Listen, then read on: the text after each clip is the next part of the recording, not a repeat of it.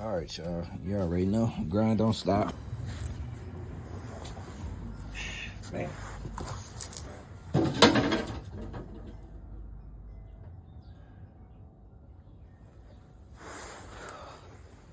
All right, time to put the put the other one in this joint. That one out. Time to go put this one in.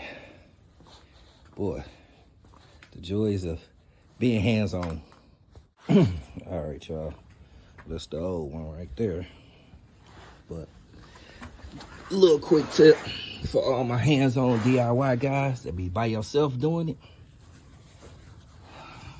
Use jack stands.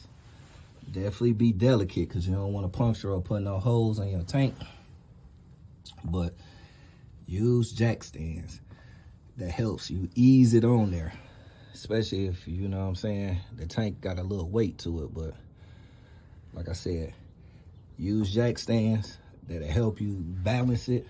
So that way you can make your adjustments, slide it in, and then you could get your gas straps back up. So I'm about to use this and a piece of plywood to put up under the braces, the gas tank straps, and then I should have that motherfucker in there. So tip, use jack stands, especially when you're by yourself doing it.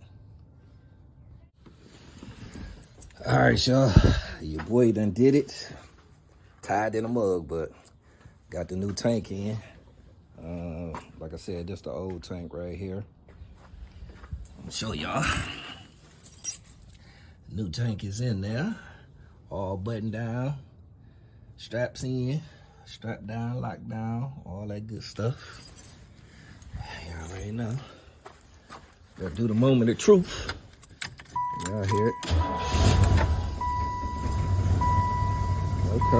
Okay. Little struggle, but I mean, it ain't no gas in there. It's barely any gas. So, but y'all see that bug came on. Good pump, everything working. Nice, smooth. Time to let it go. I mean, let it down. Go ahead and put some fresh gas in here. Run me some good premium in there. So, appreciate y'all for tapping in. In case y'all ain't know how to do it, you know, it's your boy Motor City Meek with the hands-on DIY. Changing the fuel tank. I did the fuel pump, but just to let y'all know, pump, you know, you take these off, take these bolts off, take that out, just replace the inside. So, y'all hear it, it's running. Check in with y'all in a minute.